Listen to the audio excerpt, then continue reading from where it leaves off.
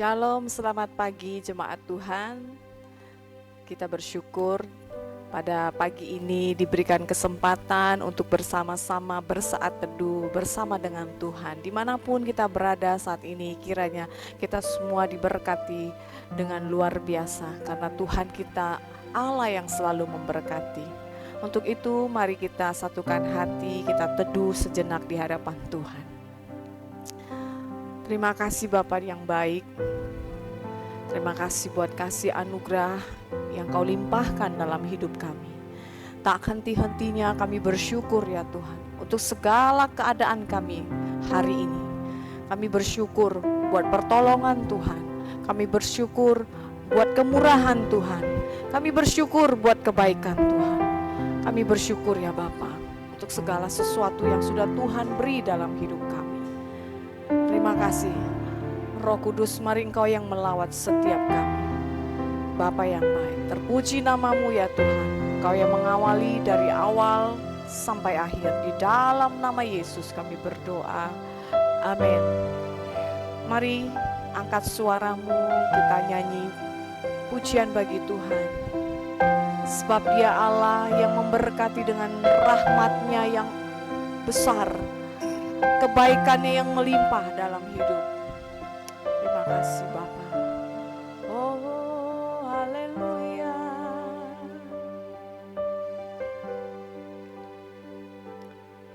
Bapa,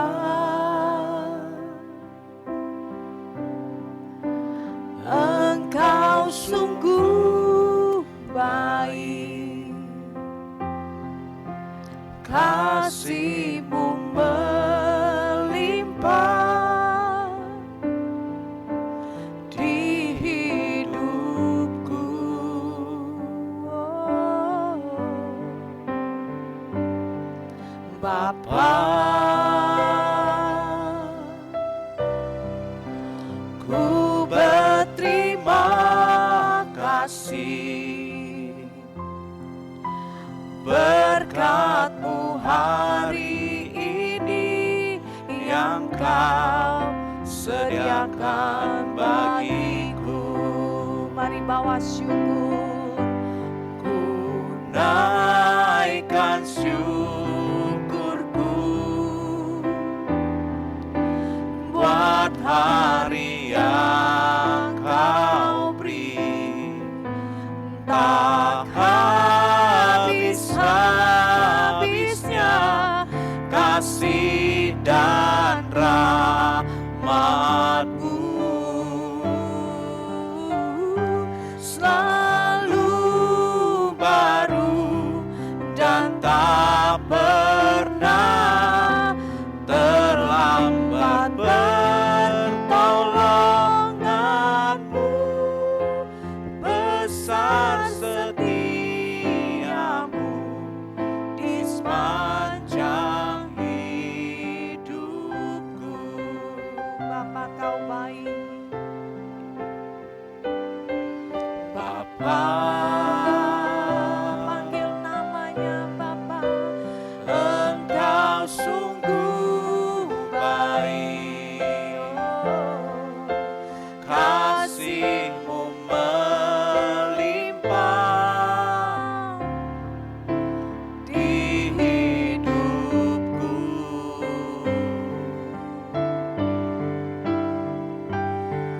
Bapa,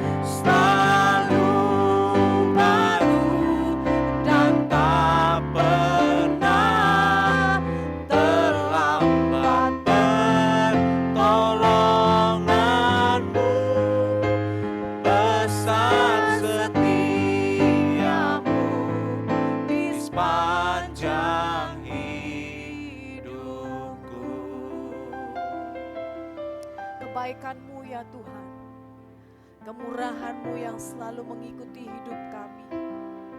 Tak henti-hentinya kami bersyukur dalam segala keadaan kami Tuhan. Apapun sekarang masalah hidup kami mau katakan kami bersyukur. Rahmat-Mu yang besar melingkupi kami Bapa. Terima kasih Bapa, kami ada sampai hari ini semua karena Engkau. Semua karena Engkau Tuhan Yesus. Terima kasih Bapa yang baik. Terima kasih Bapa yang baik, kami bersyukur. Engkaulah sandaran hidup kami. Sebab Engkau satu-satunya pengharapan kami, sumber segalanya. Terima kasih Bapa. Amin. Haleluya. Satu-satunya yang ku andalkan, satu-satunya yang ku percaya, Engkau sumber kekuatan, sumber pengharapan, sumber kedamaian. Satu-satunya yang ku andalkan, satu-satunya yang ku percaya,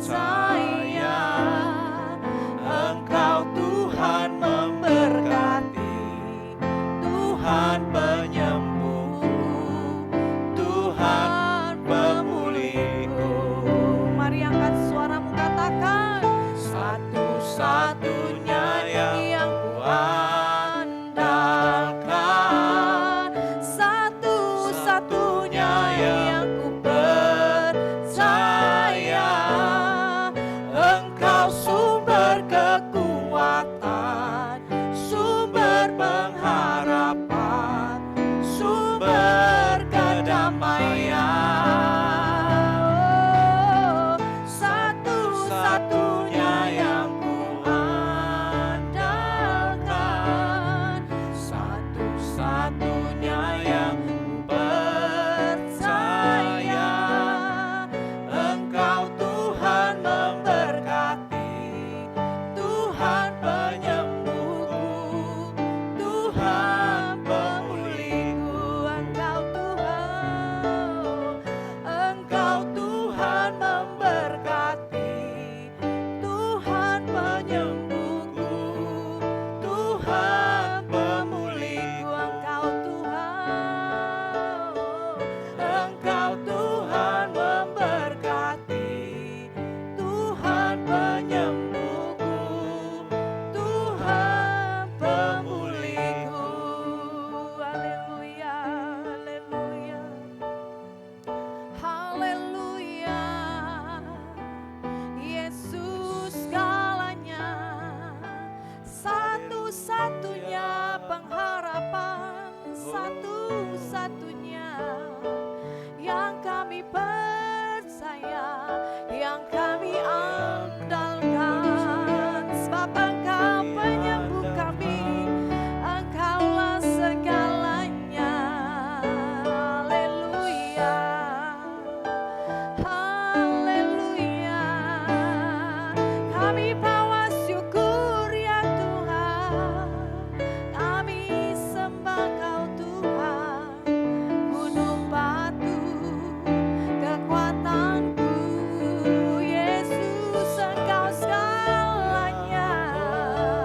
Haleluya, oh, oh, haleluya.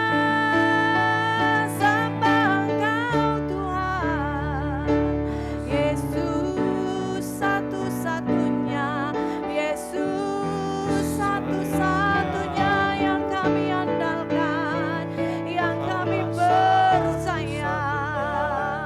Haleluya. Firman-Mu berkata, percayalah kepada Tuhan dengan segenap hatimu. Janganlah engkau bersandar kepada pengertianmu sendiri, sebab Dia akan bertindak. Haleluya Yesus. Haleluya, mari engkau andalkan Tuhan dalam hidupmu. Haleluya. Kami bersyukur ya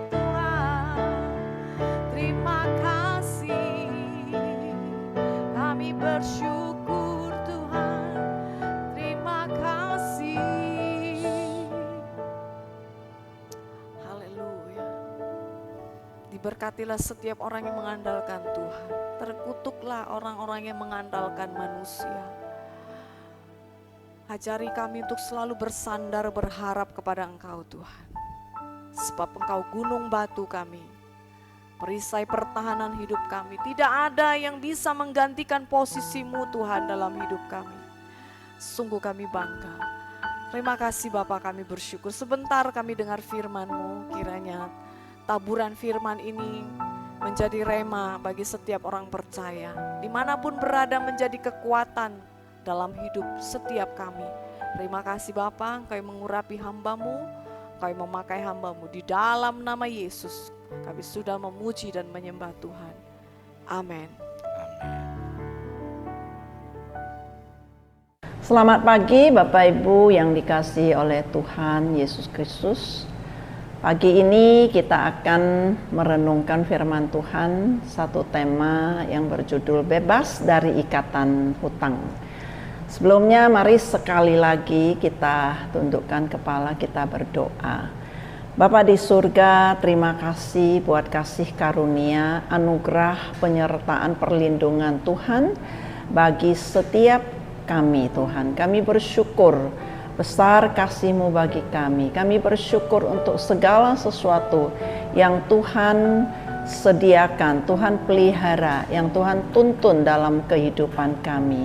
Dan pagi ini Tuhan, kami mau merenungkan firman-Mu. Biar Roh Kudus beri hikmat pada hamba-Mu dan berkati setiap kami yang mendengarkannya. Di dalam nama Yesus kami berdoa. Amin. Bapak Ibu, kita baca di 2 Raja-Raja ya, ayat 1 sampai 7 ya. Kita baca bersama, ayat firman-Nya tertera di layar ya. Salah seorang dari istri-istri para nabi berseru kepada Elisa, "Hamba-Mu suamiku sudah meninggal dan engkau tahu bahwa hamba-Mu itu takut akan Tuhan. Tetapi penagih hutang sudah datang untuk mengambil kedua orang anakku menjadi budaknya." Jawab Elisa kepadanya, "Apakah yang dapat kubuat bagimu? Beritahukanlah kepadaku apa saja yang kau miliki di rumah." Kata perempuan itu, "Hamba-Mu ini tidak punya apa-apa di rumah kecuali sebuah buli-buli berisi minyak." Lalu Elisa berkata, "Pergilah, pinjamlah bejana-bejana dari luar, dari semua tetanggamu, bejana-bejana kosong, tetapi jangan sedikit. Kemudian masuklah sesudah engkau dan anak-anakmu masuk, tuangkanlah minyak ke dalam semua bejana itu dan angkatlah bejana yang sudah penuh." Perempuan itu pergi darinya. Ia menutup pintu. Sesudah ia dan anak-anaknya masuk, anak-anaknya membawa bejana-bejana ke dekatnya, sementara ia terus menuang. Ketika bejana-bejana itu sudah penuh, perempuan itu berkata kepada anaknya, "Bawalah kepadaku sebuah bejana lagi." Tetapi jawabnya kepada ibunya, "Tidak ada lagi bejana." Lalu minyak itu pun berhenti mengalir. Kemudian perempuan itu pergi memberitahukannya kepada abdi Allah. Abdi Allah ini berkata, "Pergilah, juallah minyak itu, bayarlah hutangmu, engkau serta anak-anakmu dapat hidup dari kelebihannya." Bapak Ibu Saudara, di sini dikisahkan tentang seorang janda nabi ya yang terlilit hutang. Dia datang kepada Nabi Elisa mengadukan bahwa suaminya telah meninggal dunia, meninggalkan hutang yang tidak mampu dia bayar. Saudara, pada masa itu jika hutang tidak dilunasi, maka kreditur itu berhak mengambil anak-anak sebagai budak. Ini disebutkan di ayat 1 tadi. Nah, yang berhutang ini bukan hanya mengalami tekanan kesulitan ekonomi, tetapi juga mengalami tekanan mental, kehilangan masa depan. Nah, saudara, kita ingat bahwa hutang itu dapat menjadi satu ikatan yang membebani hidup kita. Janda ini berkata, penagih hutang telah datang untuk mengambil kedua orang anakku menjadi budaknya. Saudara, hutang bukan hanya persoalan uang saja, tapi sebetulnya hutang ini bisa menjadi suatu beban, suatu belenggu di dalam jiwa kita, saudara, yang dapat menghilangkan damai sejahtera atau yang mengambil damai sejahtera dalam hidup kita. Dan hutang yang menjadi beban, menjadi belenggu ini, saudara, juga bisa menimbulkan satu ketakutan, kecemasan, bahkan bisa merusak dan menghancurkan keluarga kita. Nah, oleh karena itu, saudara, kita sebagai orang percaya, kita ini dipanggil hidup dengan bijaksana dalam mengelola uang. Supaya apa? Supaya kita jangan banyak hutang, saudara. Supaya dalam keadaan terdesak, saudara, kita lihat, apa yang dilakukan oleh janda dari janda nabi ini. Saudara, ada beberapa hal yang kita bisa pelajari dari ayat yang kita baca. Yang pertama, kita melihat bahwa dalam keadaan terdesak, saudara, dia ini berseru kepada Tuhan. Saudara, berseru itu menunjukkan satu pengakuan bahwa hanya Tuhan sumber pertolongan. Janda itu tidak mengandalkan kekuatan sendiri. Dia sadar bahwa semua jalan manusia telah tertutup baginya, sehingga ia datang kepada Tuhan melalui hambanya, yaitu Elisa. Nah, saudara, berseru itu berarti dia itu mengakui, Tuhan, aku sudah tidak sanggup. Nah, tetapi hanya Tuhan yang sanggup. Saudara, di Mazmur 46 ayat 2, firman Tuhan berkata bahwa Allah itu bagi kita adalah tempat perlindungan dan kekuatan, sebagai penolong dalam kesesakan sangat terbukti. Saudara, berseru juga adalah suatu doa yang lahir dari hati yang hancur, yang tulus dan rendah hati. Sehingga Tuhan itu melihat hati yang sungguh-sungguh mencarinya. Nah, Tuhan itu dekat kepada orang yang patah hati. Nah, berseru juga adalah tindakan iman, bukan suatu keputusasaan.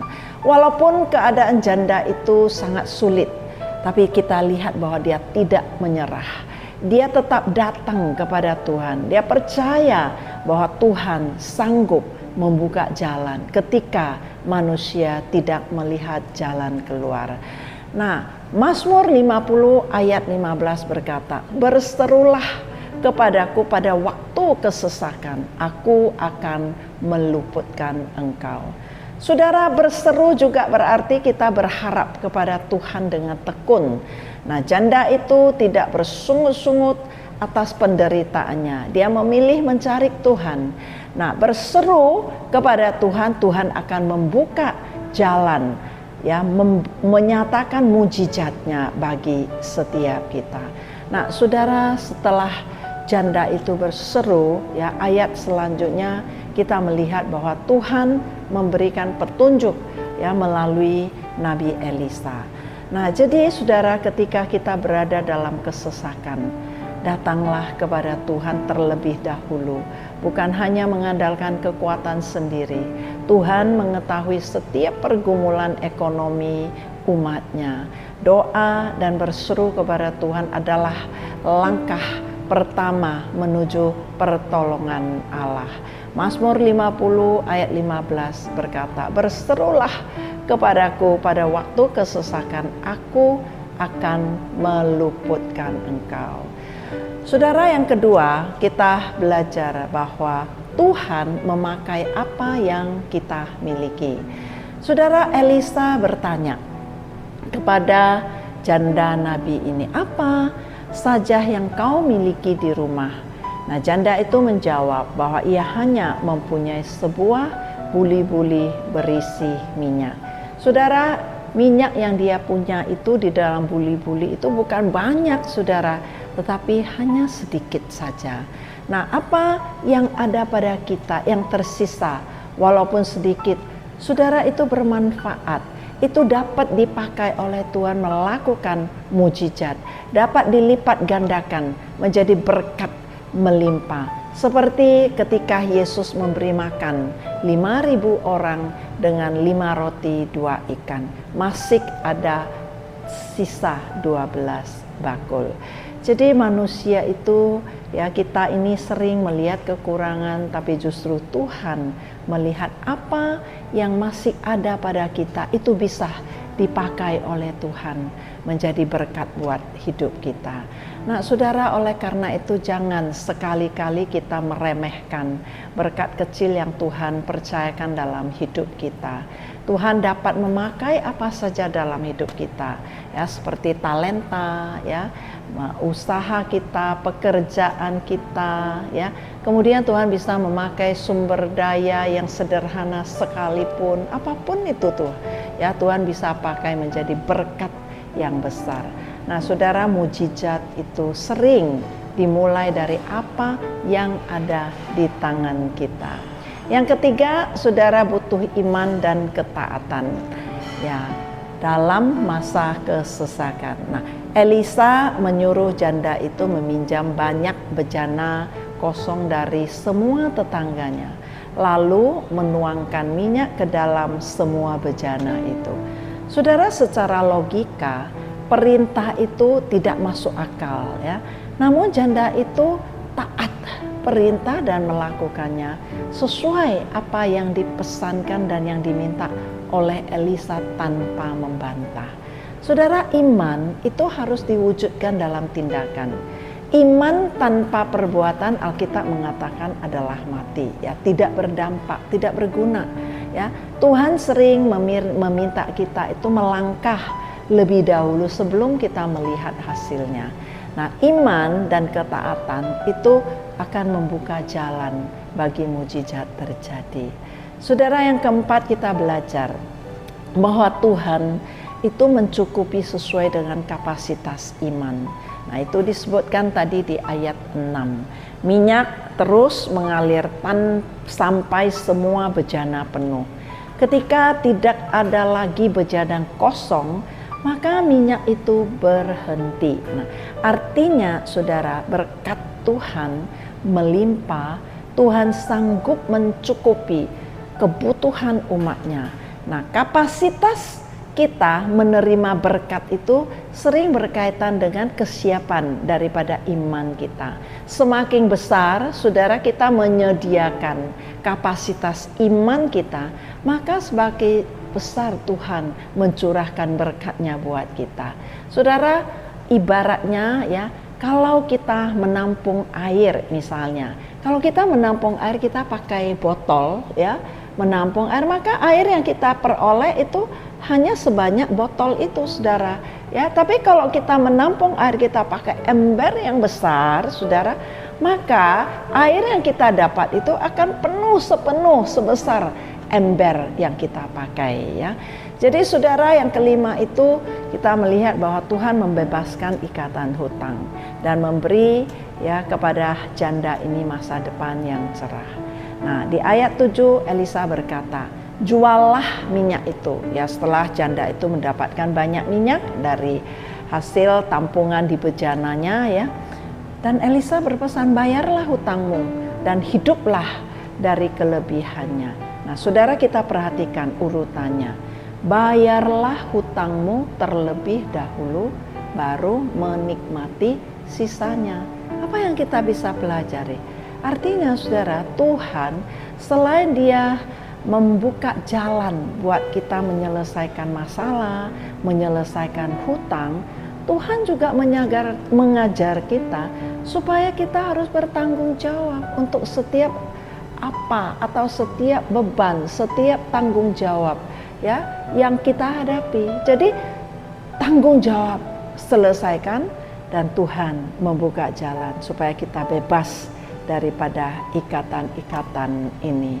Jadi, saudara, Tuhan bukan hanya menolong kita keluar dari masalah, tapi Tuhan juga menyediakan pemeliharaan untuk masa depan kita. Seperti janda ini, hutangnya lunas saudara, dan dia bisa hidup daripada kelebihannya. Saudara, hutang melambangkan berbagai ikatan yang sering memperbudak hidup manusia. Nah, selain hutang secara ekonomi, ya, ada juga saudara ikatan dosa lain, Tuhan. Saudara, ketakutan, ya, ada kecemasan, ada kebiasaan buruk, ada cinta uang, ada beban-beban hidup lain. Saudara, ini semua adalah merupakan ikatan-ikatan yang bisa membelenggu jiwa, membelenggu hidup kita. Saudara, di dunia ini, saudara, tidak ada bisa siapapun yang bisa melepaskan kita daripada ikatan-ikatan seperti ini selain daripada Tuhan Yesus Kristus. Nah, saudara, kita belajar, kita melihat dari ayat yang kita baca, sebagaimana Tuhan membebaskan janda nabi ini. Demikian pula saudara, Yesus datang, ya, untuk membebaskan semua manusia dari semua ikatan belenggu, ya, ikatan dosa dan segala bentuk perhambaan rohani. Mari saudara, apabila kita menghadapi kesesakan, kita menghadapi kesulitan dalam bentuk apapun saudara, apalagi dalam keadaan krisis ekonomi, mungkin keuangan kita, ya, sudah seret sekali, sudah ada di tempat dan titik yang terendah, tidak ada jalan keluar. Kita sudah sangat tersesak sekali menghadapi tekanan krisis ekonomi ini. Mari saudara belajar seperti janda nabi ini, berseru kepada Tuhan, percaya kepada pemeliharaannya, dan juga kita harus bijaksana mengelola keuangan kita. Supaya apa saudara? Kita hindari hutang yang tidak perlu. Nah, kita juga harus taat pada tuntunan Tuhan, meskipun nampaknya sederhana. Gunakan setiap berkat Tuhan dengan tanggung jawab, termasuk dalam kewajiban melunasi hutang jika ada, atau melunasi kewajiban-kewajiban lain. Amin saudara, Tuhan Yesus memberkati kita. Mari kita berdoa. Bapa di surga, terima kasih buat renungan firman-Mu pada pagi hari ini. Bapa, kami berdoa bagi setiap kami, bagi setiap jemaat-Mu khususnya yang mengikuti renungan pagi ini. Apapun yang mereka jalani dalam kehidupan mereka, Tuhan, segala sesuatu Tuhan tahu, karena Tuhan Maha tahu, Tuhan Maha sanggup, dan Tuhan Maha kuasa. Tuhan, sekiranya ada di antara kami yang mengalami kesesakan dalam kehidupan berupa apapun, ya Tuhan, mari Tuhan, Engkau mendengar setiap seruan daripada umat-Mu.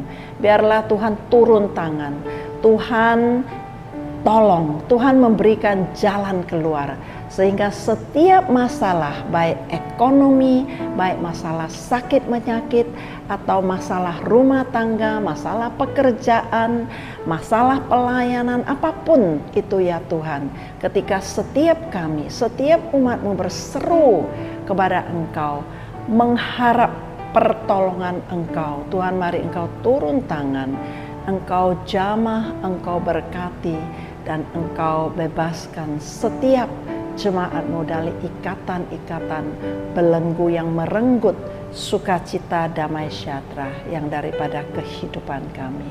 Terima kasih Tuhan, limpahkan berkat-Mu bagi setiap umat-Mu, dan selalu melindungi, menjaga, dan memelihara. Di dalam nama Yesus kami berdoa. Amin. Saudara, mari angkat tangan dan terimalah berkat Tuhan. Kasih karunia dari Allah Bapa di surga, damai sejahtera Yesus Kristus, dan persekutuan di dalam Roh Kudus menyertai kita semua mulai hari ini sampai selama-lamanya, sampai Tuhan Yesus datang untuk kedua kalinya. Sama-sama kita katakan amin. Salam, Tuhan Yesus memberkati.